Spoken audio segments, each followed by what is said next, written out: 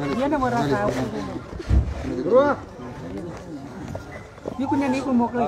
Hello, ते मनोज पाटील यांची पत्रकार परिषद सुरू होती बरं का? ठेवू का असं राहू दे खाली? बरोबर आहे. तच्चू मला दे रे भाऊ. सगळ्यांनाच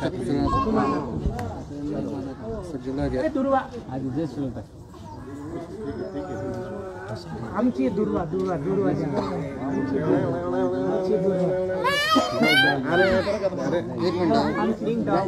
लक्ष्मण नको नको चांगलं नको फक्त फोटो काढते जे देत फोटो काढतात सकाळीच तोंड ढवळ करून घेतलं. दुर्वा काय लावून घेतलं ना सकाळी? गंध लाव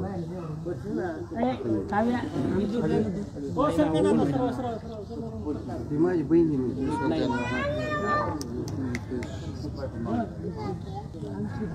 ओके आले हा आले आले तुला रेंज आहे का सचिन का हॉटस्पॉट जायचं?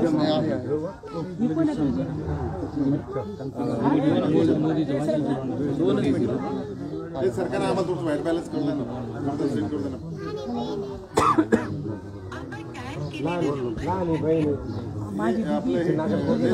डाऊन कर ना थोडंसं आहे बघ ना.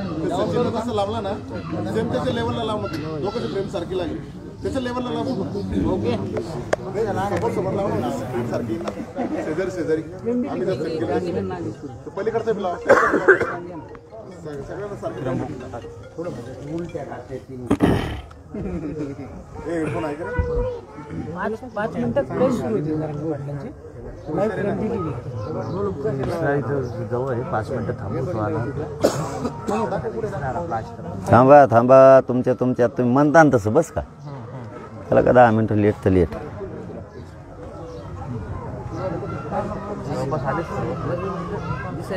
खराब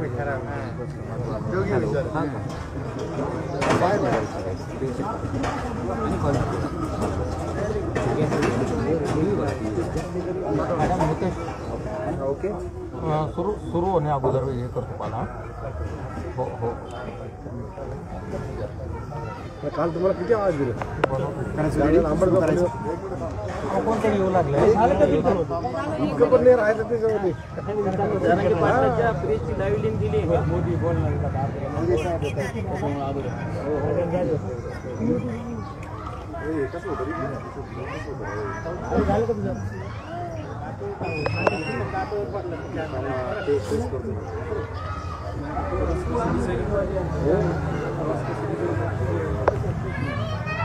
मनोज जरांगे पाटील बोलत आहेत लिंक टाकली आहे.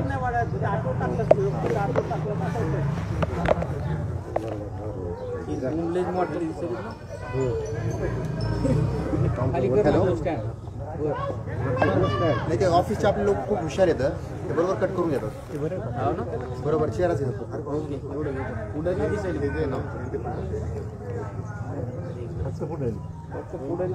मी करून देतो सिस्टमॅटिक. ट्रायपॉडचे आहे ते थोडी स्वाड आहे ना. हा बोलून भाई. हा मुंडे साहेब कधी नव्हतं आमचं आलं TRP मध्ये दिसू लागलं थोडंफार दिसू द्या ना पुढे. अभी शुरू कर दिया लिंक डाला है तुमको नाही नुसतं पुढारी दिसू लागलं.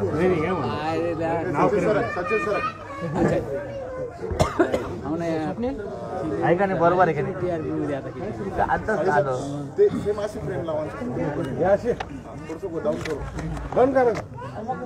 सगळ्यांच्या सारखे फ्रेम लागले आली तुमच्या आली बरोबर म्हणूनच नाही करू लागलं. याला प्रॉब्लेम येत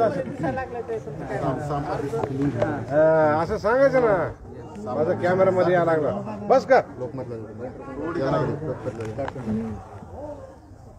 मागे रूट बी आहे ना म्हणा.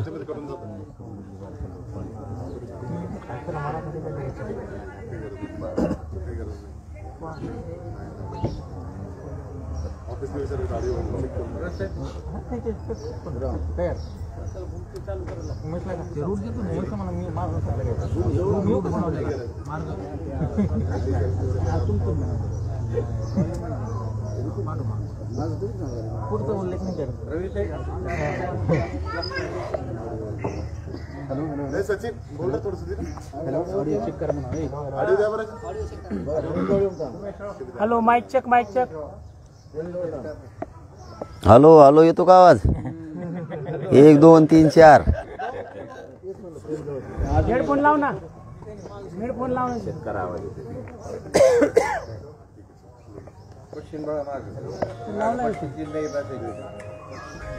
सामान आहे ना?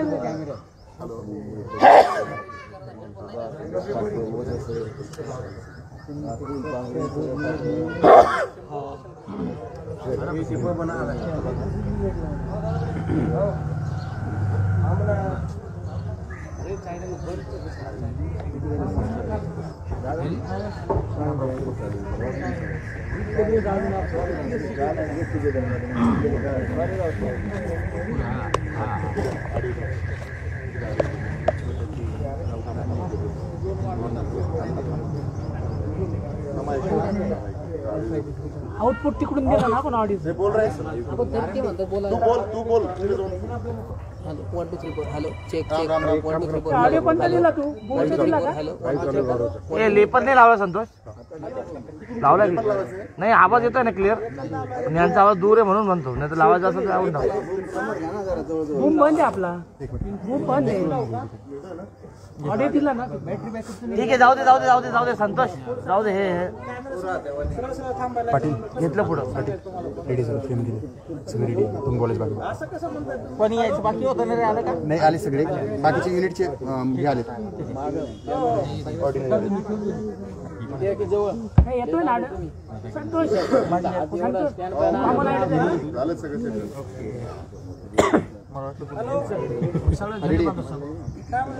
रेडी सगळ्यांना. थांबा ते लिहू राहिली. नाही होणार ऑडिओ. मोदींनी भाषण चालू. मोदी बाबा चालू व्हायच्या आधी मला सांगा, फोन करतोय. रायगडावर जाणार मोदी बाबा. काय करायचं? सुरू. एकच मिनिटात फक्त, एकच मिनिटात.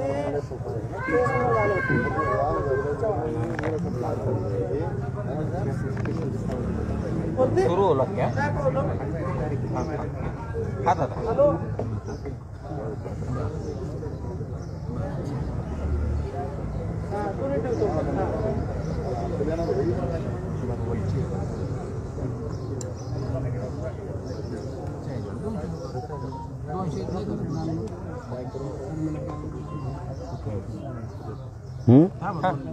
ओके.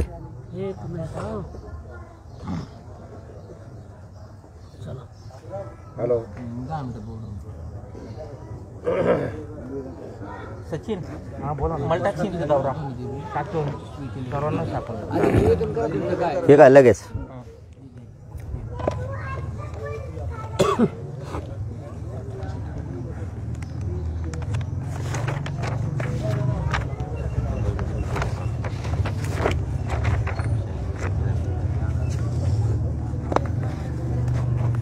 सर्व पत्रकार बांधवांना नमस्कार.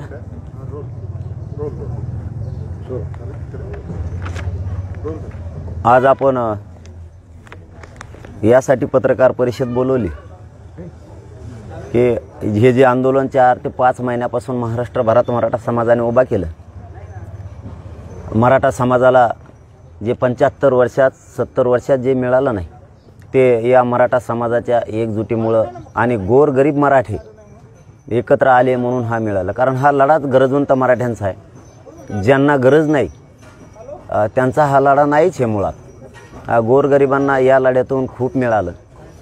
कारण जे 70 80 वर्षात 75 वर्षात जे मिळालं नाही ते मराठा समाजाला या आंदोलनातून मिळालं.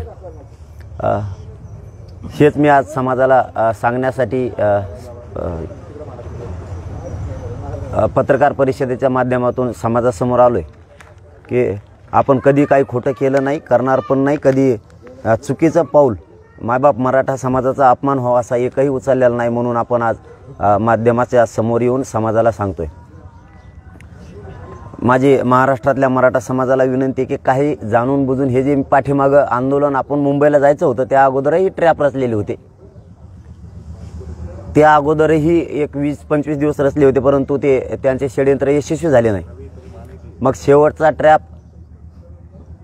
मुंबईमध्ये करायचा का असा काय त्यांची शक्यता होती, तेही आपल्याला अगोदर माहीत झाल्यामुळे ते थंड पडले.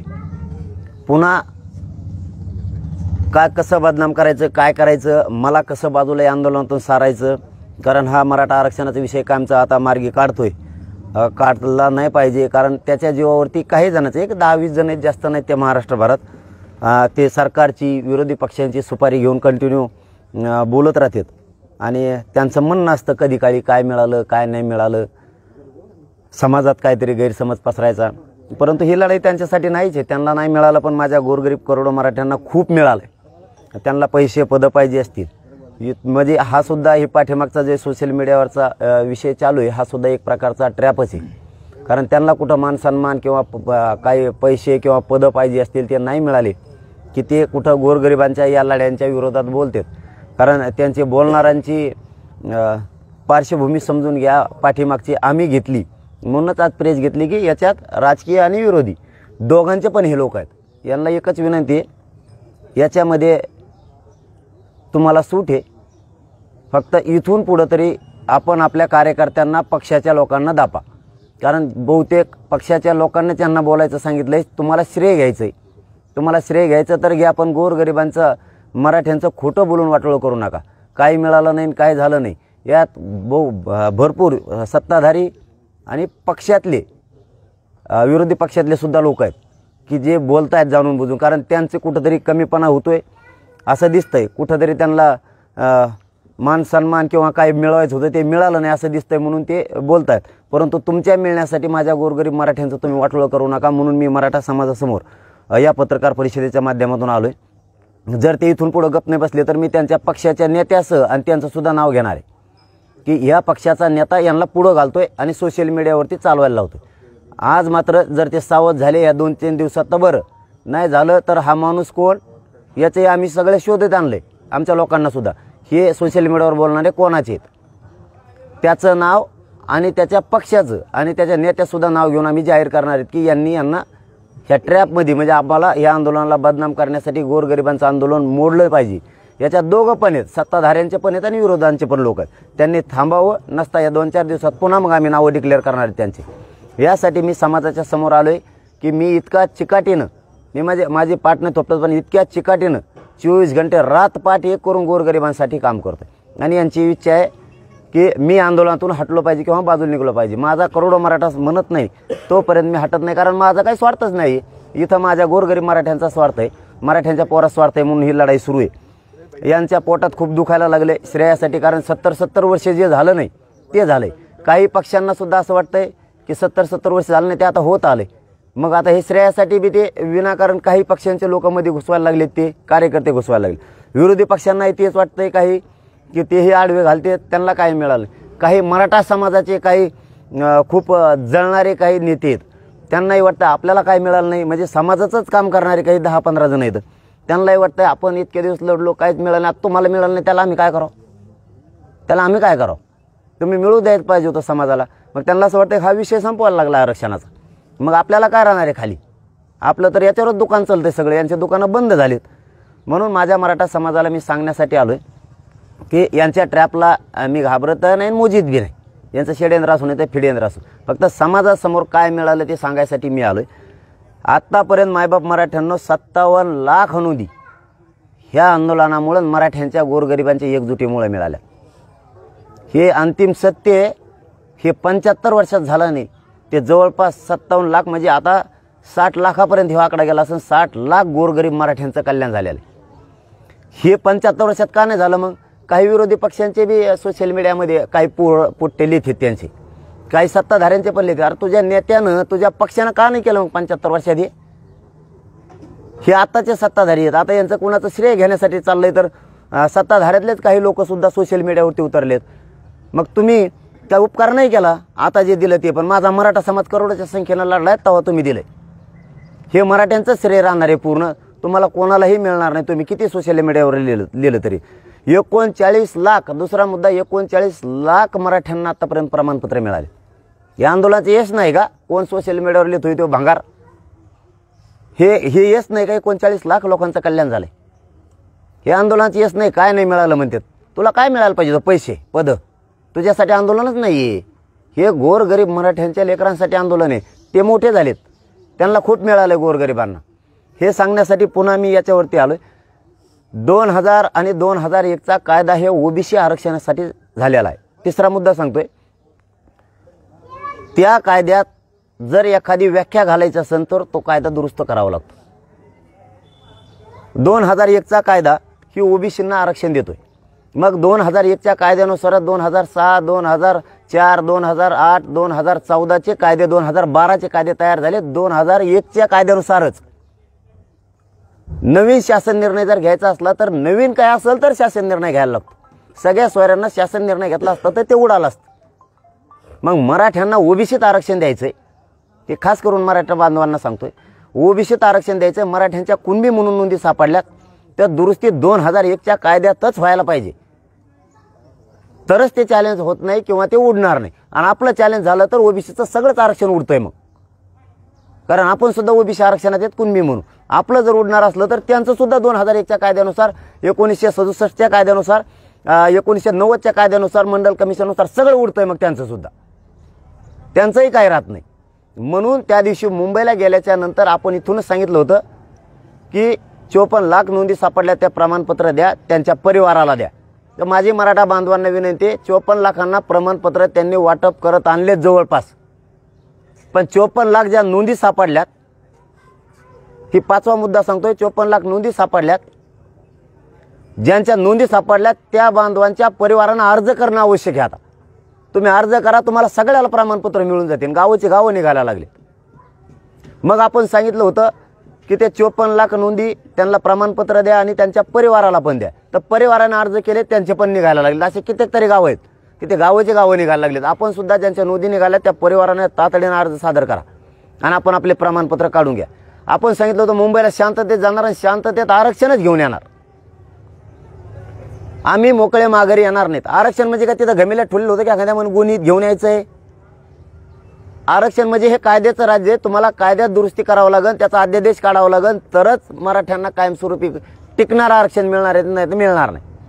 आणि हेच सगळ्या सोयऱ्यांचा जो आपल्याला अध्यादेश काढायचा होता, जो अधिसूचना काढायची होती, त्याला 2 महिन्यापासून सरकार जाणून बुजून काढत नव्हतं, कारण त्याच्या दबावाखाली येऊन सरकार काढत नव्हतं. आपण सांगितलं तुम्हाला जर तेव्हा पाहिजे असला तर मराठे तुम्ही आता डोक्यातून काढून टाका, तुमचे आहेत म्हणून. आणि मराठ्यांचे पोरं करोडोच्या संख्येनं मुंबईत गेले म्हणून सरकारनं पुण्यापासूनच सुरू केलं. हे पुणे, लोणावळा, वाशी की आम्ही करतोय, पण आपल्याला करतोय नव्हतं पाहिजे, अध्यादेशच पाहिजे होता लिखित, आणि तो पण राजपत्रितच पाहिजे होता. मग त्यांनी राजपत्रित अधिसूचना आपल्यासाठी काढल्यात वाशीत गेल्याच्या नंतर. मग आपण वाशीत जाऊ किंवा आझाद मैदानाला जाऊ, नगरला राहू, पुण्यात राहू किंवा आंतरवालीत राहू, आपला विषय काय होता की मराठा समाजाला ज्यांच्या नोंदी सापडल्या नाहीत त्या सगळ्या सोयऱ्यांना ज्या नोंदी सापडल्यात त्याच्या आधारावरती आरक्षण द्यायचंय. म्हणून सगळ्या सोयऱ्यांचा आम्हाला कायदा पाहिजे, यासाठी आम्ही मुंबईत येतोय. मग कायदा बनवण्यासाठी त्या 2001च्या कायद्यात दुरुस्ती करण्यासाठी अधिसूचना काढणं आवश्यक आहे. ती प्रक्रिया आहे. एखाद्या दुकानचं लायसन काढायचं असलं तरी 15 दिवस जाहीर प्रकटन अगोदर द्यावं लागतं. एखाद्याचा फेर जरी जमिनीचा वाढायचा असला तरी 15 दिवस त्यांना जाहीर प्रकटन द्यावं लागतं. एखादा प्लॉट तुम्हाला शहरात घ्यायचा असला तरी जाहीर प्रकटन द्यावं लागतं. हे कुणाचं आहे? तसं त्यांनी अधिसूचना काढली, कारण त्यांना ह्या सगळ्या सोयऱ्यांचं कायद्यात रूपांतर 15 तारखेला अधिवेशन बोलवलंय, त्याच्यात करायचं आहे. आणि मग त्याची अंमलबजावणी करून ज्या मराठ्यांच्या नोंदी सापडल्या नाहीत त्या मराठ्यांना, ज्यांच्या नोंदी सापडल्यात त्याच नोंदीच्या आधारावर प्रमाणपत्र महाराष्ट्रभरातल्या मराठ्यांना नोंदी न सापडल्याला मिळणार. मग अधिसूचना निघाली, मराठे गेले शांततेत आणि शांततेत आरक्षण घेऊन आले. तर मराठे शांततेत गेले आणि शांततेत आरक्षणच घेऊन आलेत, कायदा घेऊन आलेत. म्हणजे आता त्याची अंमलबजावणी होणार आहे. आता त्याचं कायद्यात रूपांतर 15 तारखेला होऊन त्याचं 15 तारखेला त्यानंतर त्याची अंमलबजावणी होणार आहे. म्हणजे नोंदी नसलेल्या मराठ्यांना नोंदी ज्यांच्या मिळाल्या त्याच्या आधारावर त्याच्या सोयऱ्यांना कुणबी जात प्रमाणपत्र मिळणार महाराष्ट्रभर. हे गोरगरीब मराठ्यांना मिळाले. मराठ्यांनी 75 वर्षात जो कायदा बनला नाही तो कायदा बनवला. हे यश नाही का आंदोलनाचं? सोशल मीडियावर लिहितो काय मिळालं, हे यश नाही आहे का? तुला कळतंय का? कायदा कशात बदल करायला लागतो, कायद्यात काय दुरुस्ती करायची, काय अधिसूचना काढायच्यात, कायद्यात रूपांतर त्याचं कसं करायचं हे पण तुला कळत नाही. लेतो नुसता घरी झोपतो, कोणत्या तरी राजकारण्याचं ऐकतो, सुपारी घेतो. विरोधी पक्ष सत्ताधारी सगळे एकवटले त्याच्यात आणि यांनी अंधारातून त्यांच्या पडद्याच्या पाठीमागून कार्यकर्ते पुढे घातले. ते जर ह्या 2-4 दिवसात गप्प बसले नाही, त्या कार्यकर्त्याच्या नावासह ह्यो कोणत्या पक्षाचा नेता आहे, विरोधी पक्षाचा आणि सत्ताधाऱ्यांचा, त्यांच्या पाठीमागचे जे मंत्री आहेत त्यांचे सुद्धा नाव घेणार आहेत आणि विरोधी पक्षातले जे आमदार आहेत, नेते, त्यांचे सुद्धा आम्ही नाव घेणार आहेत. यांचे कार्यकर्ते यांनी पुढे घातलेत मराठ्यांचं वाटोळा करायसाठी. म्हणून मराठ्यांना सांगतो, मराठ्यांना मिळालेलं आहे आणि गोरगरिबांची काही ओरड नाही. हे 4-5 टक्कूचे 15-20 जण आहेत, यांचं सगळं दुकानं बंद पडत, मराठ्याच्या जीवावर खाणारी हे यांचं पुरं आयुष्य याच्यात गेलेलं आहे. मराठ्यांचं रक्त पिऊन मोठं व्हायचं, ज्यांना ते सहनच व्हाय नाही आता की एक गरीब घरातलं पोरगं लढतंय गोरगरिबासाठी आणि ह्यो पुढं आलाय. हे यांची सगळ्यात मोठी पोटदुखी की ह्यो पुढं आलाय आणि ह्यो प्रश्नच मार्गी काढतो, ह्यो फुटत नाही, मॅनेज होत नाही, आपलं काय होणार आहे आता, ही पोटदुखी यांची सगळ्यांची. आणि मी जिवंत आहे तोपर्यंत गोरगरिबांसाठी लढणारच. मी त्याच्यासाठी महाराष्ट्रातल्या मराठा समाजाला सांगतोय, 10 तारखेला मी प्रचंड मोठी बैठक पण लावली आणि 10 तारखेला या कायद्याची अंमलबजावणी व्हावे म्हणून मी आमरण उपोषण करायला लागलो. मी कुठेही बसो, मी ओपन बसलो तरी मराठा म्हणूनच बोलतो आणि 4 भिंतीत बसलो तरी मराठ्यांच्या आरक्षणाविषयीच बोलतो. मी दुसरं कधीच काय बोलत नाही. आणि जर 4 भिंतीत मला दुसरं काही करायचं असतं तर मी मागच्या दारातून घरी गेलो असतो ना, लोकात कशाला आलो असतो, काही घ्यायचं असतं तर. मी 4 भिंतीतून बाहेर आलो तरी कायदाच हातात घेऊन आलो आणि माझ्या बाहेर उभा राहिलेल्या महाराष्ट्रातल्या मराठ्यांच्या पोराला दाखवलाय. ही अधिसूचना राजपत्रित अध्यादेश निघालाय, आता याचं कायद्यात रूपांतर होणार आहे, अंमलबजावणी होणार आहे, बाहेरून त्यांना दाखवलंय. मी वाकडं पावलं टाकत नाही, चूक माझ्या मायबाप मराठा समाजाला डाग लागण असं एक पाऊल उचलत नाही. मी इतका त्याग करून, इतका चिकटपणानं सातत्याने ही लढाई लढतो. इतकी तू लढून दाखव, चल तू इतकी, फक्त मी लढतो इतकं रात्रंदिवस माझ्यासारखं फिरून दाख. मी 4-4 रात्री 4-4 दिवस सलग जागवतो आणि सलाईन घेऊन पुन्हा दुसऱ्या दिवस सकाळी जागेव. तुला व्हॉट्सअप फेसबुकवर लिहायला काय होतं माकडा, तुझं पोट भरलं, तू लोकांच्या जीवावर खाणारा, माझ्या गोरगरिबांचा कावटळा करतोय. माझे इतकं तू लढून दाख. 5 महिने झाले या जागेवर बसून, मी 5 महिने नसताय पत्रकारांनी माझं वाजविलं असतं, एक बी पाऊल माझं चुकीचं पडलं असतं तरी ते माझ्या नजरासमोर येते. तर पत्रकार बांधव सुद्धा, मी सुद्धा हालत सुद्धा नाही जागेवर. तुला होतंय काय नेमकं, तू एकदा मिळू दे, तुझा सुद्धा हिशोब पुरा करणार आहे. त्याचा आरक्षण मिळू दे, तुला सुद्धा हिशोब पुरा होणार आहे तुझा. तू आज लिहितो, तुला गोड लागतंय. इथं किती अंगावर घ्यावं लागतात आम्हाला माहिती, किती दुश्मन अंगावर घ्यायला लागतात कोणाकोणाचे, तुला बोलून काय होत नाही. इथं आज तुम्हाला सांगतो, 1.25 मुद्दा सांगतो तुम्हाला, गावाची गाव कुणबीचे निघायला लागलेत मराठ्यांचे. हे यश नाही का आंदोलनाचं, त्या गोरगरीब मराठ्यांचं यश नाही काही. त्यामुळे तुम्ही शांत राहा, गोरगरिबांचं वाटोळं करायच्या मागं लागू नका. गोरगरिबांचं कल्याण होतंय, त्यासाठी मी 10 फेब्रुवारीला जर 4 भिंतीच्या आत बोलून काय बोललो असतो तर सरकारच्याच पुढं केलं असतं मग. मी 10 तारखेला मी कठोर आमरण उपोषण पुन्हा पुकारले, कारण मला माहिती आहे माझं शरीर साथ देत नाही. ह्या आंदोलनात काय होईन सुद्धा मला माहीत नाही, म्हणून मी शेवटचं छत्रपतींचं सुद्धा दर्शन रायगडवरून घेऊन आलोय. तुला काय अक्कल आहे का बोलताना, तुला सोपं जात आहे. इथं बसून बघ फक्त, जर तिथं 4 भिंतीत काय बोललो तर आम्ही असं जर तुला वाटतंय, तू दाख सिद्ध करून, त्या दिवशी मी तू म्हणशील ते करतो. तुम्हाला आत्महत्या करतो, काही बोलतो उगा अक्कल नसल्यासारखी. काल मला सोशल मीडियावर तुला बोलताय ना, पत्रकार परिषदेत तुला मला लय बोलताय ना, काय बोलता, तुम्हाला अक्कल सुद्धा पाहिजे थोडीफार. अभ्यासक म्हणून मिरून घ्यायला लागले काही स्वतःला समाजाचे नेते म्हणून मिरून घ्यायला, कुंकडं बोलायला लागला. स्वतःच्या जातीचे असून इतरांचं सोडून द्या, ते बोलणारे त्यांच्याकडून अपेक्षा करायची गरज बी नाही, पण तुम्ही स्वतःच्या जातीचे आहेत.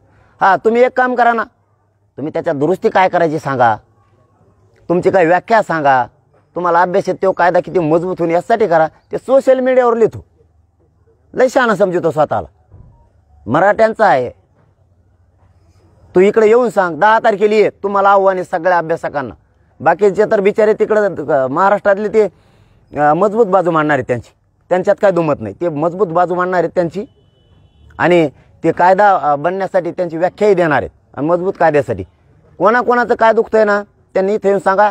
तुमच्या समोर आज जाहीर आवाहन करतो मी, ज्या कोणाकोणाचं दुखत आहे त्यांनी इथं अंतरवाली लिहा, तुमचं लेखी सांगा मला काय काय करायचं आहे आणि असा कायदा बनला पाहिजे असं मला सांगा. 10 तारखेचं उपोषण तुम्ही म्हणतात तोवर सोडित नाही. तुम्ही म्हणतात ना सरकारचं ऐकलं नाम काय केलं, जे कोण सोशल मीडियावर येतात ना ते अंतरवालीत येऊन बसा 10 तारखेला. तुम्हाला पाहिजे तसा कायदा बनवायचा नाही. महाराष्ट्रातल्या मराठ्यांच्या समोर सांगतो, आता फिरून बोलायचं नाही. त्या सोशल मीडियावर त्या भंगार चाळे त्याच्यावर करायचं नाही. तुम्ही 10 तारखेला मी उपोषणाला बसतोय, इथं या. तुम्हाला कसा कायदा पाहिजे तो बनूस तर मी उपोषण सोडत नाही. तुमच्यासाठी मरायला तयार आहे. आता जातीसाठी होतं, आता तुमच्यासाठी तयार आहे. इथं या आणि तुमच्या व्याख्या सांगा काय काय सरकारला घ्यायला लावतो. कशाला लिहून आपल्या समाजाचं 70-80 वर्षाच्या नंतर मराठा समाज एकत्र आलाय. कशाला नाटकं करता रे, कशाला फूट पाडता मराठ्यात. किमान तेवढा तरी स्वाभिमान ठेवा. तुम्हाला 7वा मुद्दा सांगतो. आता पिढ्यानं पार मराठा समाज एकत्र येत नव्हता. या आंदोलनाचे यश नाही, मराठी माझे एकत्र आले. 1-2 दिवस मागं पुढं होऊन आरक्षण जात एकत्र आली याचा तरी आनंद ठेवा. तुम्हाला पहिल्यापासून चाळेच येते. जात एकत्र आली की कुठेतरी तुम्हाला चूक शोधायची. चांगलं नाही शोधता आलं का, काय मिळालं याच्यातून हे नाही शोधता आलं का. एखादी चूक आहे ती शोधता आली, तुम्हाला चांगल्या मार्गाने शोधता आले का. गावाचे गाव आज इथं येऊन भेटतात की आमच्या गावाचं कल्याण झालं म्हणून या आंदोलनामुळे. तुम्हाला 8वा मुद्दा सांगतो. महाराष्ट्रात सर्वे झाला. मागासवर्ग आयोगानं मराठा समाज आरक्षणात यावा. ज्यांना हे आरक्षण घ्यायचं नाही त्यांच्यासाठी आवाज सुद्धा सादर केला. आंदोलनाचं यश नाही काही लिहित हो त्याच्यावर. हे आंदोलनाचं यश नाही. मागासवर्ग आयोग स्थापन झाला नव्यानं, हे आंदोलनाचं यश नाही का. हे का नाही झालं मग 5 वर्षात सांग. मागासवर्ग आयोग स्थापन झाला, त्या आयोगानं अहवाल सुद्धा बनवला, सरकारला दिला सुद्धा. तेही आरक्षण टिकवण्याची जबाबदारी सरकारची.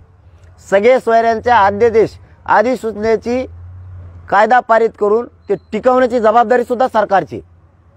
त्या दिवशी मुख्यमंत्री साहेबांना सरकारनं जबाबदारी घेतली. हे बी तुला कळत नाही का. मराठ्यांना कळतंय सर्वसामान्याला. आणि मी कशाला आहे, मराठ्यांना माझा शब्द आहे. सरकार फिरकार मला माहीत नाही, विरोधी माहीत नाही. मला फक्त मराठे माहिती आहेत. माझं दैवत मराठा समाज आहे, मायबाप मराठा समाज आहे. या कायद्याच्या अंमलबजावणीनुसार मी हे तुमचं पोरगा हटत नाही, मेलो तरी हरकत नाही, हे शब्द आहे माझा तुम्हाला. म्हणून 10ला पुन्हा उपोषण करायला लागलोय. ह्या उपोषणात मला काय होईल मलाच माहीत नाही. कारण माझं शरीर पाठीमागच्या उपोषणामुळे साथ देत नाही. याच्यात काय होईल मलाच माहीत नाही, तरी मी हटत नाही. कारण मला मराठ्यांच्या गोरगरिबांच्या पोरावर आरक्षण देऊन त्यांच्या चेहऱ्यावर हसू बघायचे. आणि यांना नेमकं ते सहन व्हायना. यांना वाटतं याला काहीतरी करून बाजूला काढायचं. आता ते एक नवीनच आणलं. म्हणले मग पाठी राखे अदृश्य हात. पाठीमागं म्हणले शरद पवार हे, नंतर म्हणले फडणवीस हे, आधी म्हणले शिंदे आहेत, एकनाथ शिंदे साहेब आहेत, म्हणले उद्धव ठाकरे साहेब आहेत, नंतर कोण कोण हे म्हणले, म्हणजे माझे पाठीवर राखे.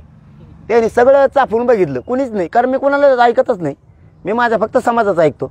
आता नवीन अदृश्य हात आणले त्यांनी. आमचेच पोरं जे मय कार्यकर्ते येते ते मय अदृश्य हात असते. तुम्ही अरे काय तुम्ही गचपाण्या हो, तुम्हाला आकले तर पाहिजे. तुम्ही नेमका भाकरीच खातात का रोज, का दुसरं काय खाता. मयच कार्यकर्ते ते म्हणते अदृश्य हात आहेत माया. मग मय कार्यकर्ते माया मग अदृश्य हात असते. तुम्हाला ते 7 लोकांचे नावं टाकलेत. त्याच्यात ते अंतरवाली सरपंच, डॉक्टर, हे राम, आणखी 5-7 जण आहेत, असे नावं टाकले. हे मय कार्यकर्ते यांनाच मला शिकू मग फेस पाळलाय. आणि ते काय शिकणार आहेत मला. म्हणजे हे बघा, दुही निर्माण करायची, याला ट्रॅप म्हणतात. दुही निर्माण करायची, हे अदृश्य हात दाखवायचे माझ्या पाठीशी आहेत. अरे ते कार्यकर्ते ते जातीसाठी रात्रंदिवस मान लावून लढतात, खांद्यावर जबाबदारी घेतात. 7 जणांचे नावं टाकली. म्हणजे काय व्हावं, लोकांना वाटलं पाहिजे हे 7च जण आहेत काय की आपण कोणीच नाही, म्हणजे आमच्यात फूट पडली पाहिजे. ही सुद्धा ट्रॅपच आहे. ही काय पद्धत आहे. काय करताय तुम्ही, काय नाही करत. जात इथं मोठी झाली पाहिजे. मागासवर्ग आयोगानं सुद्धा अहवाल दिलाय, हे सुद्धा यश आहे. ते सुद्धा आरक्षण मिळणारच आहे समाजाला.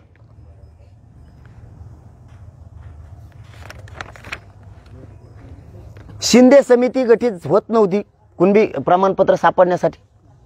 75 वर्षात का नाही केलं. कोणत्या ह्या मागच्या काही विरोधीचं पोट दुखत आहे, काही सत्ताधाऱ्यांचं पोट दुखत आहे श्रेयासाठी. यांचं दुखत आहे यांच्यात मिळायला लागलं म्हणून. म्हणजे ह्या काळात विरोधीचं दुखायला लागलं, यांच्या काळात मिळायला लागलं म्हणून. आता सरकारमध्ये दुखत आहे मला श्रेय मिळाना म्हणून. बघा आता यांचा कार्यक्रम. पण मराठा समाजाने एक लक्षात घ्या, ह्या आंदोलनामुळे आपल्याला खूप मिळाले, त्यांची काडी लागून द्या दोघांची तिकडं. आपल्या लेकराचं कल्याण झालं. समितीनं गठीत होत नव्हती, समिती गठीत केली. समितीनं 57 लाख नोंदी सापडल्या. तुम्हाला 9वा मुद्दा सांगतोय. गठीत झाली, तिने 57 लाख सापडलेत. किमान हे आकडा अंदाजे 1.25 करोडच्या पुढे गेला सर आता परिवाराच्या सह. मग एवढे मिळालेत समितीमुळं, समिती रात्रंदिवस काम करते, या आंदोलनाचं यश नाही का? दावा मुद्दा समिती वाढू देत नव्हती, मुदत वाढ वाढून घेतली का नाही आपण? पुन्हा समिती मराठवाड्यात आणि महाराष्ट्रात काम करायला लागली. तुम्हाला 11वा मुद्दा सांगतो. मराठवाड्यात कमी नोंदी सापडल्या म्हणून सरकारनं हैदराबादचं गॅजेट घ्यायचं ठरवलंय, शिंदे समितीकडे देऊन. 1884 जनगणना घ्यायची ठरवली, 1902चे दस्तावेज सगळे घ्यायचे ठरवलेत, त्र्यंबकेश्वरचे सगळे पुरावे घ्यायचे ठरवलेत, राक्षस भवनचे, भाट राजस्थानी भाटचे. हे का झालं नाही मग 75 वर्षात? कोण म्हणतोय ना ते भिकार विचाराचं की काय मिळालं मुंबईला गेल्यामुळं किंवा आंदोलनातून, हे 75 वर्षात का झालं नाही? मग हे नाही मिळालं समाजाला. तुम्हाला पोट दुखायला याच्यासाठी लागलंय, मायबाप मराठ्यांना तुम्हाला सांगतो यांचं पोट दुखायला लागलंय, आपल्या गोरगरिबांना मिळालंय आणि हे यांना सहन व्हायला. कारण आपले पोर आता यांच्या पुढं जाणार आहेत. मी हे तुम्हाला महत्त्वाचं सांगतोय, आपले लेकरं शिकून मोठे होऊन यांच्या पुढं जाणार आहेत, अधिकारी होणार आहेत, म्हणून यांचं पोट दुखायला लागले. कारण हे जरा वरच्या पट्टीतले, यांना खालच्या पट्टीत यायची सवय नाही. म्हणजे गरिबांच्या पोरांच्या हाताखाली बोलायचं किंवा तो हाताखाली राहायला पाहिजे गरिबाचा कवावी, याच्या तिथंच झेंडे घेऊन पळायला, याचे पॉम्पलेट चिटकायला. आता तो राहणार नाही, तो आता मोठा होणार आहे. ही सगळ्यात मोठी पोटदुखी आहे, म्हणून मला बाजूला सारायचं यांना. इतके खालच्या विचाराचे मी खूप असे लोक पहिल्यांदाच बघितले. इतरांचं सोडून द्या, त्यांची अपेक्षाच नाही करायची, त्याला करून काय मी पुरून उरायला खंबीर आहे त्यांना. पण तुम्ही आपले आहेत ना, तुम्ही येऊन बोला ना. नसन मान तुम्हाला दिला तर ती दमन मान ना, तो समिती समोर काय मांडायचं तुला? तिथं तुला 15 तारखेपर्यंत वेळ दिला ना त्यांनी, तिथं मांड. तुला तिथं नसं मांडायची, इथं मांड. मी तुझ्या समोर मंत्र्यांना फोन लावून त्यांना तुझं बोलणं घ्यायला लावतो. जांभून बोलू नको. 10 तारखेला या, कोणाकोणाला यायची ती. मी तुमचं सगळ्यांचं म्हणणं ऐकतोय, सगळ्यांचं ऐकलेलं आहे. तुमचं एखाद बार टीव्हीला पेपरला नाव येणार म्हणून तुम्ही त्या सोशल मीडियावर थैथयाट करायला लागलात का? आणि गोरगरिबांचं वाटोळं करायला लागलात पोराचं. इथं मायबाप मराठ्यांना आपले लेकरं मोठे व्हायला लागलेत, हे यांना सहन व्हायला. कारण यांना वाटतं यांच्या हातानं व्हा, त्यांच्या हातानं. आम्ही म्हणलो तुमच्या हातानं होऊ नये. तुम्ही का झोपले होते कितके दिवस? मग तुम्ही लढला असताना 40-40 वर्ष, तुम्ही अभ्यास केला असताना 50-50 वर्ष, त्याला मी काय करू? कम नाही काही झालं मग तुम्हाला? तुम्ही आज्याच्या पुण्यावर जगायला बघता काय? मग आपल्या आज्यानं लय पुण्य केलं तर बाबा म्हणून आता मला मिळालं पाहिजे. तू प्रयत्न कर ना. कुठं आज्याच्या पुण्यावर तू मोठा होत असतो काय? तू प्रयत्न कर ना स्वतः. काय कायच असतं ते, आम्ही मागं लय काम केलं तर बा मग आता आम्हाला पाहिजे. तू प्रयत्न कर. मी बी माझ्या बाकीच्या पुण्यावर नाही करत.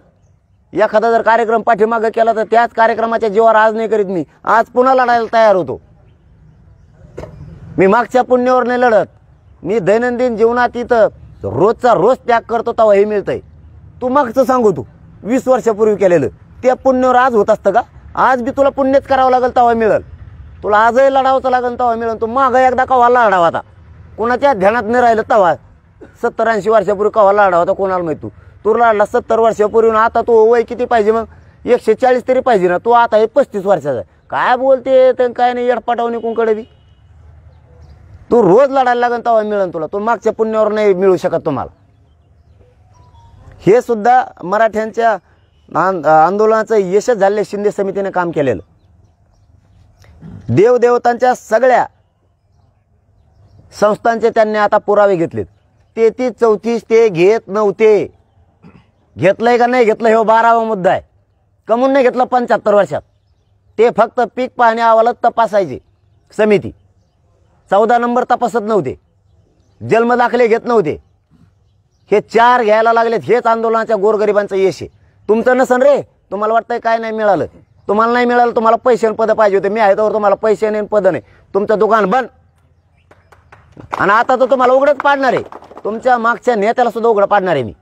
आम्ही त्यांचे नावच शोधलेत. ह्यो कार्यकर्ता कोणाचा आहे आणि याला त्याचा नेता बोलायला लावतोय. तुम्हाला बी उद्या नेत्यांनाही सांगतो, तुम्हाला उद्या मराठ्याच्या दारात उभं राहायचे. तुम्ही आता कार्यकर्त्याला बोलायला लावता. तुमच्या बोललेल्या कार्यकर्त्याच्या प्रश्नाचं उत्तर माझा मराठा विचारणार आहे तुम्हाला. बघा विचारतोय का नाही. तुमचा कार्यकर्ता सोशल मीडियावर उलटा आंदोलनाच्या बद्दल का लिहित होता विचारणार आहेत तुम्हाला. नसता तुमचे कार्यकर्ते गप बसवा. तुम्हाला कुणाला श्रेय पाहिजे सत्ताधाऱ्याला म्हणून तुम्ही तुमचे लोक लिहायला पाठविले. विरोधकांना यांच्या हाताने मिळायला लागले म्हणून तुम्ही लावायला लागला तुमच्या कार्यकर्त्यांना. तुमच्या कार्यकर्त्याला तुम्ही थांबवा.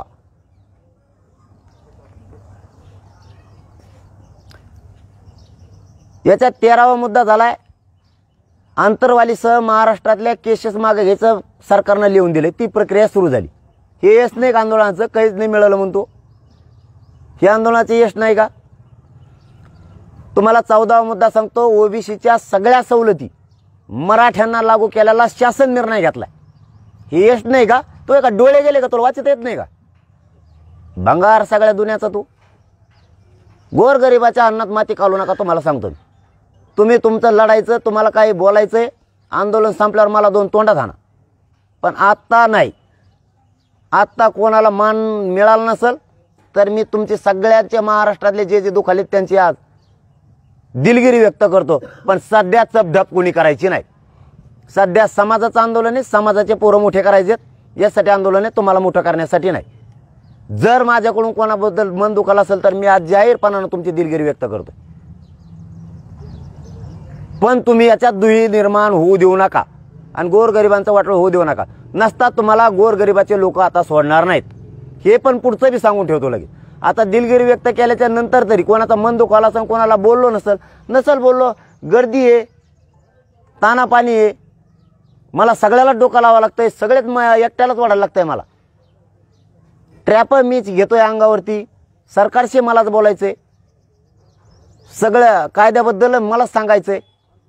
एका दिवस नसन बोललो त्याबद्दल मी तुमची दिलगिरी व्यक्त केलेली आणि मनापासून. पण तुम्ही त्याच्यानंतरही गोरगरिबांच्या मध्ये सोशल मीडियाला लिहून तुम्ही जातीपेक्षा नेत्यालाच मोठं मानून, बाप मानून जर बोलणार असाल तर गोरगरीब मराठी तुम्हाला माफ करणार नाहीत. कारण माझे गोरगरीब मराठी आम्ही एकीकून आहेत. 100% आमच्यातला एकही माणूस बाजू जाऊ शकत नाही तुमच्या म्हणण्यावर. तुम्ही किती गैरसमज पसरला तरी त्यांच्यात गैरसमज होत नाही. हे जाहीर सांगतो तुम्हाला मी. तुम्ही किती वळवळ केली तरी उलट तुम्ही डोळ्यावर यायला लागलात मराठ्यांच्या. सोशल मीडियावर लिहिल्यामुळं हे बी मराठा आहेत तुम्ही म्हणून तुम्हाला सावध करायला लागले. सावध व्हा. तुमच्या काही संघटना असतील, काही पक्षाचे असतात, काही ग्रुप असतील, काही मराठ्यांचे मागच्या काळातले नेते असतील. तुम्हाला नाही मान मिळाला नका मिळू देऊ. तुमच्यावर रोष तयार व्हायला लागला मराठा समाजाचा. फक्त मी सांगतोय त्यांना, मराठा समाजाला शांत राहा. एकदा अध्यादेशाची अंमलबजावणी होऊ द्या. त्यामुळे ते शांत आहेत. तुम्ही रोष अंगावर घेऊ नका कारण तुम्ही आपल्या जातीचे आहेत. ही तुम्हाला विनंती माझी. ओबीसीच्या सवलत सुद्धा लागू झाल्यात. तो या अध्यादेश झालाय. आता कितीक सांगावं यांना. आता माझा 15वा मुद्दा अत्यंत महत्त्वाचा आहे की जे अधिवेशनात असे लय आहेत. मी फेसबुकच्या माध्यमातून मराठा समाजाला ते सांगल आणि ज्या समाजाला, मराठा समाजाला काही गैरसमज असतील, माझ्या सामान्य बरं का, त्यांना नाही. तुम्हाला हो द्या काय गैरसमज व्हायचं ते तुम्ही तारफाडा तिकडं. त्यांनी माझ्याकडे इकडे यावं, मला सांगावं. मी सामान्य मराठ्यांच्या शब्दाच्या पुढं नाही, ती बदल करी. 15वा मुद्दा अत्यंत महत्त्वाचा आहे. महाराष्ट्रातल्या मराठा समाजाच्या वतीनं तुम्ही रॅलीत नाही आले पण पुन्हा एकदा तुम्हाला शेवटची संधी मराठा समाजाच्या वतीनं 15 तारखेला जे अधिवेशन होणार आहे त्याच्यात सगळे सोयरे या कायद्यावरती जे मत घेतलं जाणार आहे त्यात मराठा समाजाच्या सगळ्या आमदारानं एका जीवानं तिथं सगळ्या सोयऱ्या कायद्यांच्या बाजूनं भूमिका मांडून तो कायदा पारित करून त्याची अंमलबजावणी करण्यासाठी सगळ्या आमदार बांधवांनी आवाज उठवावा. हात जोडून तुम्हाला मराठा समाजाच्या वतीनं विनंती. कारण त्या दिवशी सगळा माझा गोरगरीब मराठा समाज टीव्या उघडून कोणचा आमदार अधिवेशनात आरक्षणाच्या बाजूनं आणि त्या अध्यादेशाच्या बाजूनं, अधिसूचनेच्या बाजूनं सगळे सोयऱ्यांच्या बोलणारे, बघणारे. तुम्ही रॅलीत काय कोणी केलं हे सगळ्यांना माहिती आहे. किती जण दिसले हे सुद्धा माहिती.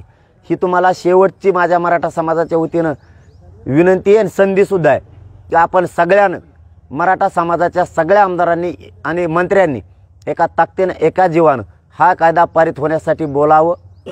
ही सगळ्यांना विनंती आणि मराठा समाजालाही विनंती आणि अभ्यासकांनाही विनंती. 16वी विनंती ही की कोण मराठा समाजाला पहिली विनंती करतो की गैरसमज यांचा ऐकून करून घेऊ नका. कारण हे यांना पोटभर मिळालेलं आहे. आपले लेकरं मोठे होणार आहेत म्हणून हे काय नाही मिळालं असं करून हे आपल्यात संभ्रम निर्माण करतील. होऊ देऊ नका. आपली एकजूट कायम ठेवा. कारण 10 तारखेला तुमच्या जीवावरती पुन्हा एकदा जीवाची बाजी लावून मी मरायला सुद्धा भेट नाही. आमरण उपोषणाला कठोर सुरुवात आहे, त्यात माघार नाही. याचबरोबर सगळ्या अभ्यासकांना माझी विनंती आहे महाराष्ट्रातल्या, की जवळपास सगळे अभ्यासक हे सगळे सोयरे कायद्याच्या बाजूने व्याख्या देऊन तो कायदा कसा मजबूत होईल असं म्हणणं सचिवाकडे मांडणार आहेत, मंत्रालयातल्या मुख्यमंत्र्यांकडेही मांडणार आहेत आणि प्रत्यक्ष सचिवाकडं भांगे साहेबांकडेही मत मांडावं अभ्यासकांनी स्वतः जाऊन. आणि जे कोणी अभ्यासक आहेत काही उलटं सुलटं लिहितात त्यांचं काय म्हणणं असेल तर त्यांनी मला इथं यावं, सांगावं, लेखी द्यावं तुमची व्याख्या. तुमच्या समोर सरकारला फोनवर घेऊन किंवा बोलून तुमची ही व्याख्या घ्यायला लावतो किंवा तुम्ही तिथं जाऊन मांडणी करा. पण मराठा समाजाची एकजूट खूप वर्षानंतर झालेली, तिच्यात खडा टाकू नका.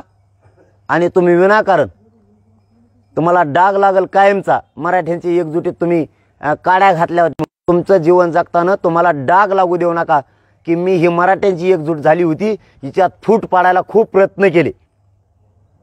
हे मरेपर्यंत तुम्हाला नाव लागू देऊ नका, नाही तर मराठी तुमच्या छातोडावर गद्दार म्हणून लिहिते विनाकारण. मराठ्यांच्या तुम्ही हे होऊ देऊ नका ही विनंती आहे. आणि सगळेजण सगळे सोयऱ्यांची बाजू तिथं मांडा. धन्यवाद. तुम्हाला काय विचारायचं असलं तर विचार. ज्या प्रकारे तुम्ही सांगितलं की छत्रपती शिवाजी महाराजांचं दर्शन घेण्यासाठी मी जिथपर्यंत पोहोचलो, ही लढाई तिथपर्यंत पोहोचेल की नाही माहीत नाही. म्हणजे तुम्ही थेट इशारा दिला की जीवाचं बरं वाईट होऊ शकतं, मात्र तरी सुद्धा ट्रॅप रचला जातोय आणि तुम्हाला त्रास देण्याचा प्रयत्न केला जातोय. समाजातूनच केलं जाते का हे, का राजकीय नेत्यांकडून केलं जाते? आणि गावबंदीचा पुन्हा एकदा काही जण सोशल मीडियावर मेसेज फिरवतात की नेत्यांना गावबंदी करायची म्हणून. याच्यात ट्रॅपमध्ये नुसते आमचे तिथं असं नाही म्हणणार, 95% जास्त मोगमच आहेत. त्यांना तर गिनीतच नाहीत, आम्ही त्यांचं नावच नाही घेत, कारण त्यांचं कोण अपेक्षाच नाही आहे ना. त्यांना कधीच वाटलं नाही मराठ्यांचं चांगलं व्हावं म्हणून. ते पण वरच्या पट्टीतलेच आहेत, सामान्य ओबीसी त्याच्यात नाही. आमचे उगं 2% 5-50 जणच आहेत हो, लय नाही तर. ते 5-50 जण सुद्धा मला वाटतं त्यांना डाग लागू नये. मी ह्या मताचा आहे. समाजापासून ते लांब राहू नये, समाजाच्या नजरेतून ते पडू नयेत की हे लय बोलत होते. तुम्हाला काय त्रास झाला सर? तुम्हाला जसा त्रास झाला तसा महाराज मंडळी सुद्धा त्रास झालेला आहे मधल्या काळात. आम्ही महाराज मंडळीला सांगितलं तुम्हाला जर काही त्रास झाला असला या आंदोलनामुळं, त्यांचं एकदा ही कायद्याची अंमलबजावणी होऊन द्या, सगळा हिशोब पुरा होईल. तुम्हाला सुद्धा महाराज मंडळी सुद्धा अर्ध्या सोडणार आहेत, पण तुमची जनजागृती तुम्ही सुरू ठेवा. तसंच जर कोणाचा मधी समाजसेवकाचा मराठ्यांचा काय मन दुखला असेल, काय झालं असेल, साथ नसन मिळाली, दमदारा ना पण नाही हिशोब. आज ती वेळ नाही, आपल्याला शांततेत अगोदर जातीला द्यायचे, नंतर हिशोब क्लिअर होणे. त्याच्यासाठी वाचा वाचा वाचा वाचा कुकडे चालायला तुम्ही जितके आहेत ना तितकेच आम्ही सुद्धा आहेत. मग पण आम्हाला समाजाची जबाबदारी खांद्यावर आहे म्हणून आम्ही शांततेत चाललेलो आहे. आम्हाला मिळू द्यायचं आहे, त्याच्यानंतर सगळं होईल. त्यामुळे त्याच्यामध्ये सगळेच आहेत. आता काय असतं, शेवटी शरीर आहे. तुमचा दुसरा प्रश्न, शरीर आहे माहीत नाही, साथ देतंय कमी देतंय. मी माझ्या दैवताचं राजाचं दर्शन घेऊन आलेलो. आता समाजासाठीचा विषय जे होईल ते होईल, पण त्या कायद्याची अंमलबजावणी झाल्याशिवाय मी हटत नाही. मुंबईत तेच सांगितलं होतं, मराठ्यांच्या कायद्याचं जो आरक्षण घेऊन आल्याशिवाय मागं फिरत नाहीत. शांततेत फिरलो, पण काहीला वाटत होतं बहुतेक पैसे मिळावत, पदं मिळावत, तिथं जाळपोळ व्हावं, मराठ्यांनी तिथं बसावं. आता जर कायद्यात त्यांनी अध्यादेश काढला, अधिसूचना काढल्या, तिथं बसून काय करायचं? पोरायचे हाल करायचे होते तुम्हाला. तिथं डांबरीवर पोरं झोपून, त्या डासात झोपून. अरे मराठ्यांची एवढी दहशत बसली, मुंबईत जायच्या आधीच दिलं ना. याच्यापेक्षा काय पाहिजे होतं तुला? तू म्हणतो मुंबईला गेल्यामुळं काहीच मिळालं नाही. अरे मराठी नुसती इथून निघालं की तिथं धसकी बसली त्यांना, आणि त्या धवशीवर देऊन टाकलं. उलट तुला सोशल मीडियावर काही नाही मिळालं लिहिण्यापेक्षा तो म्हणायला पाहिजे होतं सरकारला धडकी भरली ना, अर्ध्या रस्त्यातच दिलं. तो उलट मराठी किती ताकदवर आहे हे दाखवायला पाहिजे होतं. तू मराठी कमजोर आहे असं दाखवायला लागलास. तुला काही अक्कल आहे का? तू कमजोर आहे असं दाखवायला लागला. मराठी मुंबईत घुसाच्या आधीच घाबरले आणि त्यांनी अधिसूचना दिली, त्याचं कायद्यात रूपांतर होईल हे सांगायला पाहिजे होतं. हेच सांगायला पाहिजे होतं, ते दिलं सोडून. तू तिसरंच सांगायला एवढी दौज बसली मराठीत. तो म्हणणं एक होतं का? मग तू ट्रॅपमधला आहे तुम्ही. मग जे सोशल मीडियावर लिहितात तुम्ही ट्रॅपमध्ये आमच्यावर असलेल्या. निघायच्या अगोदर ट्रॅप रचला होता. मला ट्रॅप रचणारे मंत्री आणि सत्ताधाऱ्यातले लोक माहीत झाले, म्हणून मी सांगितलं तुम्ही 2 दिवसात बंद करा, तुमचे नाव ओपन करील. कारण त्यांच्या लक्षात आलं याला बी लोक सांगत आहेत, अधिकारी सांगत आहेत, काही आमदार बी सांगत आहेत त्यांच्या जवळचेच. असं झालंय. त्यांच्या लक्षात आलं अरे हे नाव घेईन याला माहीत झालं दिसतंय. त्याच्यानंतर बंद झालं म्हणून मी बी नाव नाही घेतलं. म्हणून यावेळेस पत्रकार परिषदेच्या माध्यमातून सांगितलं तुमचे कार्यकर्ते कोणाकोणाचे आहेत आम्ही शोधले. सत्ताधाऱ्यातल्या कोणत्या गटाचे कार्यकर्ते सोशल मीडियावर लिहितात आणि विरोधी पक्षाचे कोणत्या नेत्याचे कार्यकर्ते लिहितात, कोणत्या संघटनेचे लिहितात, ग्रुपचे लिहितात, कोण समाजसेवक लिहितोय आणि त्यांच्या पाठीमाग कोण आहेत आम्हाला माहिती. त्यामुळे त्या मंत्र्याचं विरोधी पक्षाच्या आमदाराचं नाव घेऊन त्या कार्यकर्त्याचं नाव घेणार आहेत. मग तुम्ही जर या 4 दिवसात नाही थांबवले, कायदा पारित करून त्याचा अंमलबजावणी सरकारला करायची ही प्रक्रिया आहे. कायद्याचं राज्य आहे. मराठ्यांना कायमचं आरक्षण द्यायचं असलं तर ते आधी सुद्धा निघणं गरजेचं होतं, अध्यादेश निघणं गरजेचं होतं आणि ते निघत नव्हता 2 महिन्यापासून. म्हणून मुंबईला गेलो आम्ही, घेऊन आलो. तो म्हणणं होतं का पोरांना तिथं बसून राहावा, पोरांना जाळपोळ करावं, पोरांना दगडफेक करावं, अर्धे पोरं तिकडं मुंबईतच गुंतून राहावा, तुला पैसे मिळावं, पदं मिळावं, ही अपेक्षा होती तुला. तो या अपेक्षा कवाच पुरी होऊ शकत. माझ्या गोरगरीब मराठ्या आम्ही एकमेकाच्या जीवावर दोघं गेलो होतो. माझा समाजाने आम्ही एकमेकावर शांततेत विश्वास ठेवला, शांततेत अध्यादेश दिला, आम्ही एकमेकाच्या शब्दावर माघारी आलो. तो स्वप्न पूर्ण नाही होऊ शकत. पोरं उपाशी महाराज होते तिथं बसून. जरी पोरांनी खायचं प्यायचं घेतलं होतं तरी तिथलं वातावरण, झोपण्याच्या अडीअडचणी, पाण्याच्या सगळ्या व्यवस्था झालं ना गेल्या गेल्या मराठ्याच्या धवशेवर. आमचे पोरं शांततेत घरी आले, एकही वाईट घटना घडलेली नाही, एकही. सगळे सुखरूप आपण आपल्या घरी आले. हे खपा नका तुला. यांचा सगळ्यात मोठा प्रॉब्लेम आहे मायबाप मराठ्यांनो. मी प्रामाणिकपणानं करतोय, मॅनेज होत नाही, फुटत नाही आणि मी चिकटपणानं सातत्यानं चिकाटीनं हे काम करतोय आणि 24 घंटे करतोय. सातत्यानं मी हे मुद्दा लावून धरलाय ही यांची पोटदुखी. यांचा विषय संपलाय त्याच्यामुळं. यांच्या दुकानं बंद पडलेत म्हणून. आणि यांना काहींना श्रेय पाहिजे आणि काहींना आम्हाला विचारावं असं वाटतंय, म्हणजे विरोधींना सत्ताधाऱ्या. पण आम्ही विचारू शकत नाही. मी मायबाप मराठ्यांना विचारल्याशिवाय काहीच करू शकत नाही. आणि त्या खोली फिलीत बोललेलं ना, माझ्या जातीला मी जे अर्थ दिला खोलीत बोलण्यात बाहेर बोल. खोलीत 250-300 लोक होते, उचिक नव्हते. आता ते अधिकारी भ्यायला लागले. मी मायबाप मराठ्यांना समाजाला सांगतो, ते सोशल मीडियाला त्याला जाऊन खड्ड्यात तिकडे. माझ्या मायबाप मराठ्यांना सांगतो, पोराने बाहेर घोषणा दिल्या, अशी कातून घोषणा द्यायची, त्याची पातळच व्हायची त्या अधिकाऱ्यांची त्याची. ते माझ्या बाहेर नाहीत, आम्ही पाय पडतो, इथंच बोला काय बोलायचं. जाऊ दे म्हणलं, कायद्याचंच करायचं. काय करायचं आपल्याला तरी कोणचं.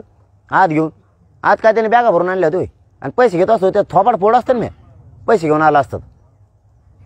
मी माझ्या मायबापासाठीच जगतोय, या मराठ्यांच्या गोरगरिबासाठी, आणि त्यांच्यासाठीच मारणार आहे. मला त्या पैशाचं पदाचं घेणं देणं. 4 भिंतीत बोलू नको. तिकडे काय व्यासपीठ आहे का मग बाहेर येऊन बोलायला? मला होती का थंडी सवय मी बाहेर येऊन बोलायला? माझ्या मायबाप समाजाला करोडांना नाही गरज. मी कुठं बोलू त्यांना पक्का माहीत झाले. खोलीत बोलू नाहीत, बाहेर बोलू. हे जात सोडून बोलत नाही, आरक्षण सोडून. तुम्हाला काय रे 5-50 जणाला ठेका घेतल्यासारखं बोलता, सुपाऱ्या घेता, दिले असते 10-5 हजार रुपये उडूनही गेले असते तुमच्या बाजारात. ते 4-6 महिन्यापासून तुमच्या घरात बाजार नसेल तर त्याचा भरला असेल तुम्ही. म्हणून जातीच वाटोळ करायला नाही घालत का इकडं? दादा, 2 दिवसापूर्वी जालन्यातल्या मराठा क्रांती मोर्चाचे संजय लाखे पाटील आणि त्यांनी काही मराठा क्रांती मोर्चाच्या समन्वयकांना घेऊन पत्रकार परिषद घेतली आणि एक वेगळं विभागीय आयुक्त कार्यालयासमोर आमरण उपोषण करण्याची घोषणा केलेली आहे 17 तारखेला. मग मी काय करू आता? करतील ते. वेगळं करायचं म्हणल्यावर काय करतील ते? मोठे माणसं आहेत समाजातले. ज्याचा त्याचा निर्णय, ज्याच्यापेक्षा अधिकार आहे त्यांना. माझ्या गोरगरीब समाजाला वेगळा अधिकार आहे, त्यांना वेगळा अधिकार आहे. वर्ग मोडतात ना शेवटी. आमचा गरीब वर्ग आहे. पाटील, ज्या प्रकारे तुम्हाला विरोध वाढत चाललाय की राजकीय नेत्यांनी सुद्धा तुम्हाला काय मिळालं असा प्रश्न उपस्थित केला होता, त्यानंतर राजकीय नेत्यांच्या विरोधामध्ये समाज जो आहे तो सोशल मीडिया मेसेज टाकतोय की आता पुन्हा एकदा नेत्यांना गावबंदी. काय सांगा? काय मिळालं जे लिहितात ना ते राजकारणी कोण आहेत, काय आहेत ते. कारण समाजाला 75 वर्षात सगळ्यात मोठा कायदा सगळ्या सोयऱ्यांचा व्हायला, ज्याच्यात नोंदी नाहीत त्यांना. मग सगळे मराठी आत जाणार आहेत, हैदराबादच्या गॅजेटच्या माध्यमातून जाणार आहे. त्यामुळे झालंय काय की समोरच्यांना असं वाटतं आता ही कायमचा विषय संपला, मग आपल्याला काय राहील निवडणूक लढवायला. म्हणजे काय विरोधींना, सत्ताधाऱ्यातले बी येडपट काही ते म्हणते तर श्रेय कुणी घ्यायचा. तुमच्या श्रेयासाठी मी पट्ट्या, आम्ही समाज असेच तुम्हाला दोघाचा कार्यक्रम लावतो आम्ही. पण आमचं त्या अध्यादेशाची अंमलबजावणीच घेणार आली. आम्ही दोघाचा कार्यक्रम लावतो तुमचा. कोणी किती टोळ्या वेगळ्या केल्या, काय देणं घेणं नाही आम्हाला. आमच्या गोरगरिबांना जे पाहिजे ते आम्ही घेणार आहेत. कोणी वेगळे आंदोलन करा नाही तर काही करा, समाजाचा त्याच्याशी काही संबंध नाही. कारण समाजाचा इथं, कारण अगोदर हे मान्य होतं 3.5 महिने तुम्हाला सगळ्याला. सगळे सोयरे शब्द आत्ता दिला घेऊ अचानक 3.5 महिन्यापूर्वी दिलेला आहे. हे जे तुम्ही नावं घेताय ना महाराष्ट्रभरातले, यांना सगळ्याला विचारून घेतलेला आहे. त्याचा आधी सुद्धा निघाले ना भाऊ. मग कशाला आंदोलन? तेव्हा झोपले होते. आता श्रेयासाठी लफडं चालू आहे, काही नाही. मायबाप मराठ्यांना सांगतो महाराष्ट्रात काय आंदोलन उभं राहणार आहे, सोशल मीडिया चालणं फक्त श्रेयासाठी चाललंय. सगळे सोयरे शब्दाला जर विरोध होता तर तेव्हा कशा हा म्हणले मग आमचेच हा म्हणलात कशाला तुम्ही, तेव्हा चांगलं होतं. आता तुम्हाला फक्त तुम्ही टीव्हीवर दिसायसाठी आणि तुम्हाला श्रेय घ्यायसाठी चाललंय. हा तुम्ही 75 वर्षात कम नाही दिलं, आता लागला नाटकं करायला. गावबंदीचा मेसेज फिरतात. नाही ते मी बघितलं नाही, त्याच्यामुळे मी अधिकृत बोलू शकत नाही त्याच्यात. आहे का नाही मग आता राज्यात? ते आता समाज 10 तारखेला समाज ठरवलं काय ते 10 तारखेला बैठक आहे. पाटील अधिसूचनेच्या नंतर आज पहिल्यांदा मंत्रिमंडळाची बैठक होते. त्यातच छगन भुजबळ यांनी म्हटलं होतं की त्यांनी 16 तारखेला राजीनामा दिला, मात्र ते आज मंत्रिमंडळाच्या बैठकीत उपस्थित आहे आणि या बैठकीमध्ये अध्यादेशावर चर्चा होऊ शकते. ती काय लय शहाण आहे का? मंत्रिमंडळाचा राजीनामा दिला आणि मंत्रिमंडळाला गेलं, त्याला कळतच नाही आपण काय केलं ते ना. आता मी खरंच डॉक्टर पाहिजे होतो, त्याच्या मेंदूर रोग झाला दिसतो. त्याला काय बोलत त्या ध्यानातच राह ना. आता लय कुंकडं बोलायला लागले.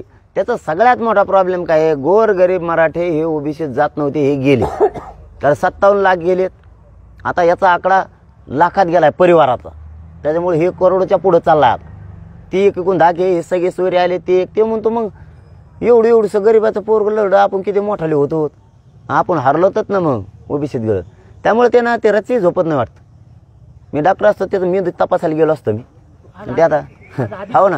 आज अधिसूचनेवर चर्चा होणार आहे, यात मराठा मंत्री पण आहेत. या मंत्र्यांना तुमचं काय आव्हान असणार? मंत्र्यासह सगळ्यांनाच अधिसूचना जी काढली अध्यादेश तो 15 तारखेला त्या कायद्यात रूपांतर करून त्याची अंमलबजावणी करायची. सगळ्यांना सांगणं कोणी गोरगरिबांच्या लेकराच्या अन्नात माती घालायचं काम करायचं नाही. नसता पुढं तुम्हाला पुन्हा मराठ्यांच्या दारात यायचं हे सुद्धा ध्यानात ठेवा. आणि त्याला बोलीत जाऊ नका अध्यादेश वाचायला, त्याला वाचता येत नाही. पाटील भुजबळ साहेब प्रत्येक भाषणात काल पण बोलले की काय बाबा आमची लायकी नाही. मग तू तुपलं बघ मन आहे का नाही. मी म्हणलो का तू आहे का नाही, तू तुपले ठरव आहे का नाही. तू मंत्रीच ते डाग आहे राव, ओबीसी बांधवाला डाग आहे. आता तर काल तर ते इतकं गदळ बोललं ते नावे बांधवाला म्हणला ते चप्प्याच करू नका म्हणे मराठ्याचे. काय हा आमच्याच भादरा म्हणे देऊ. आणि तो त्याचेच भादराला लागले सगळे नावे आता खपाखप. आणि ते मुंडलेल्या ब्लेडने सुरू केलं ते त्याचे भादरायला. आता ते नवीन ब्लेड नाही टाकलं, मुंडलेलं खरखर वाजलं पाहिजे. काय गोरगरिबाचं तुला काय बोलावं काय नाही. मी प्रामाणिक सांगतो आणि तुम्ही साक्षीदार आहेत मीडियाचे बांधव. मी ओबीसी बांधवांना ग्राउंड लेवलवरच्या एक शब्द आहे आणखी नाही वाईट बोलणार, त्याला नाही सोडा आणि त्याला सोडणार बी नाही. कारण आम्ही शेवटी एकमेकात आम्हाला रोज राहायचं आहे. आम्ही एकमेकाच्या शेजारी येत, आम्ही सुखादुखात आम्ही एकत्र आहेत. तुला काय होतंय दिवस सगळ्याला नोकऱ्या नावे बांधव उद्या त्याला आम्ही आव्हान करतो जाऊ नावे बांधवाला सगळ्या. तुम्हाला जर प्रत्येक घरातल्या माणसाला नोकरी देत असला ना नका करू आमच्या घ्या त्याच्याकडून नोकऱ्या सगळ्या. आणि ते नाही दिला त्याचा थुतारच द्या ठेवण्याखाली. अरे आपलं चांगलं चाललंय राव, कशाला आमच्या जाती तेढ निर्माण करतो. आमचं गोरगरिबांचं नावे बांधवांचं ओबीसी बांधवांचं मराठ्यांचं चांगलं आहे गाव लेवलवर. तू कशाला माणसं अंगावर घालतो एकामेकाच्या. तू काय देणार आहे त्यांना 10 रुपयाचा बाजार देणार आहे का एखादी बार घेऊन. मग चाललंय ना आमचं चांगलं, एकमेकाला साथ देतो, एकमेकाला उसने देतो घेतो, बाजाऱ्या देतो, जेवाऱ्या घेतो, ते आम्हाला मदत करतात आम्ही त्यांना करतो. चाललंय ना सगळं. लय इतकं खोडीच आहे ते एखादी बार त्याच्या प्रेशर इतकं डोक्यावर येऊन ते टुपकून वर जातं काका एखादीशी. सांगता खाता संध्याकाळी कांद्यानं खो. आता 15 तारखेला राज्य सरकार याच्या कायद्याची अंमलबजावणी करणार आहे असं तुम्ही म्हणताय. तर मग हे तुम्ही 15 तारखेपर्यंत का थांबत नाही, 10 तारखेला उपोषणाला का बसताय? मला कुठं म्हणलेत मी त्याच्यात 2-4 मुद्दे आहेत. कारण कायद्याची अंमलबजावणीची प्रक्रिया सुद्धा असते, ती त्यांना 10 तारखेपासून सुरू करावं लागणार आहे. ती प्रक्रिया सुरू करावं लागणार आहे. केसेस आंतरवालीसह महाराष्ट्रातले घेण्याची प्रक्रिया सुरू करावी लागणार आहे. त्यांना शिंदे समितीकडं हैदराबादचा जे गॅजेट आहेत तिन्ही पण ते देण्याची प्रक्रिया सुरू करावी लागणार आहे. त्यांनी 10च्या अगोदर सुरू करतात का तिन्ही पण मग बघू. ह्या तीनही प्रक्रिया त्यांना सुरू कराव्या लागणार आहेत 10 तारखेला आत. ह्या प्रक्रिया तर सुरू करणार आहेत का बहुतेक त्याच्यावरच आज बैठक असू शकते. मला आमरण उपोषण करायचं म्हणजे माझ्या समाजाचं कल्याण करायचं आणि ते आमरण उपोषण सार्थक होते. इकडं प्रश्नाची प्रक्रिया सुरू झाली तर नसता मी बसणारच. त्याच्यासाठी 10 तारखेला तुमच्या उपोषणामुळे त्यांच्यावर दबाव येईल सरकार. दबाव काय दबाव येतो त्यांच्यावर. मग मला उपोषण सोडायलाच आले नाही 2 दिवस ते मागं सोडायचं म्हणून. मी माझ्या समाजासाठी करतोय. प्रक्रिया 10 तारखेपासून ती सुरू झाली पाहिजे. मग हैदराबादचं गॅजेट असेल, बॉम्बे गव्हर्नमेंटचं गॅजेट असेल, सातारा संस्थांचं गॅजेट असेल, सगळे सोयऱ्यांची कायदा पारित करण्याची प्रक्रिया असेल, केसेसची प्रक्रिया असेल, ही तुम्हाला 10 तारखेपासून सुरू करावी लागणार आहे. कारण कायद्यात रूपांतर करताना त्याची प्रक्रिया आधी सुरू करावी लागते. ते करणं गरजेचं आहे. मला विशेष त्यासाठी आणि ह्या गोरगरिबांच्या नोंदी मिळाल्या नाहीत त्यांना सगळे सोयऱ्याच्या माध्यमातून प्रमाणपत्र मिळावेत आणि सगळा महाराष्ट्रातला मराठा समाज आरक्षणात जावं म्हणून ते उपोषणाची घोषणा करायला लागली. आणि 10 तारखेपासून ती प्रक्रिया सुरू झाली पाहिजे म्हणून. 15च्या नंतर करून अधिवेशन संपन्न 15ला आणि त्याच्यानंतर काय करू मग नाटक हे तिथून पुढं करणं म्हणजे नाटक हे. कारण मी स्पष्ट बोलणार आहे माझ्या जातीसमोर. त्यामुळंच जात मला मुलगा म्हणून पाठीशी हे यांचं टंबरळ वाजेलं देईन ते व्हॉट्सअप फेसबुकवर लिहिणाराला ते कमेंटच वाचित नाही खाली. पाटील बऱ्याचशांमध्ये गैरसमज आहे. समजा आपली जी चुलतीच्या माहेरचं जर कुणबी दाखला जर असेल, नोंद असेल, तर आपल्या तिच्या म्हणजे तिची पुतणी असेल किंवा तिची मुलं असेल त्यांना फायदा होईल का? किंवा आपली वहिनी समजा वहिनीच्या माहेरचं जर कुणबी प्रमाणपत्र असेल तर आपल्याला त्याचा फायदा होईल का इकडच्या घराला? तीच प्रक्रिया कार्यपद्धती त्याला ठरावं लागणार आहे. कालबद्धता त्याच्यात सुसूत्रता आणावं लागणार आहे. त्यासाठी 10 पासून ही प्रक्रिया असते म्हणूनच आहे. पण इकडून नाही मिळालं तुम्ही म्हणतात असं जाऊ आपण जरा पलीकडून येऊ तिकडून पण तिथंच जाऊ. जे कुणबी रेकॉर्ड तयार होतंय ते खोटं रेकॉर्ड तयार होतं असं छगन भुजबळ हे पुरावे काय असं म्हणतात. काय पुरण फराव ते लिहून आणतं कुठं पॅनाने कामातून गेलेले ते बुंगारी सगळ्या दुनिया जाऊन तिकडे ते काय ते खोटे कुठे. अहो समिती आहे कायद्यानं गठीत केलेली समिती. त्याला तिन्ही कायदेमंडळाची परवानगी घ्यावी लागती, राज्यपालांची घ्यावी लागती, सरकारची घ्यावी लागती. त्याच्याशिवाय समिती गठीत होत नाही. जी कायद्यात समिती गठीत झाली तिने ते काम केलेलं आहे नोंदी सापडण्याचं. त्याच्यात सगळे तज्ज्ञ आहेत. त्यात असं आहे का एखादा नेपाळून आणलाय त्याच्यात टाकेलाय त्याला भाषाच कळत नाही. त्याच्यात सगळे तज्ज्ञ आहेत. न्यायमूर्ती आहेत त्याच्यामध्ये. यांनी त्या नोंदी शोधल्या, त्याची छाननी केली त्यांनी. ही कावा जे झालं जेलला आता कांदड खाऊन आला लय मोठे काम धामाचं उगच याला काय कळत आहे खोटी खरी नोंद. पाटील साहेब रायगडाच्या पायथ्याशी तुम्ही घोषणा केली होती आमरण उपोषणाची. त्यानंतर आता 4 ते 5 दिवस उलटलेले आहे. सरकारकडून काही तुम्हाला संपर्क साधला गेलाय का उपोषण संदर्भात जो इशारा दिला आहे? सोबत आले होते, भेट झाली होती, तेव्हा काय चर्चा झाली किंवा पुढचं? नाही चर्चा नाही. मी त्या सगळे सोयऱ्यांच्या दुरुस्तीत पहिल्यांदा बी शब्द राहिला होता. मी पहिल्यांदा म्हणलो होतो हे नाही का दुरुस्तीला पळायचे तुमच्या समोरच.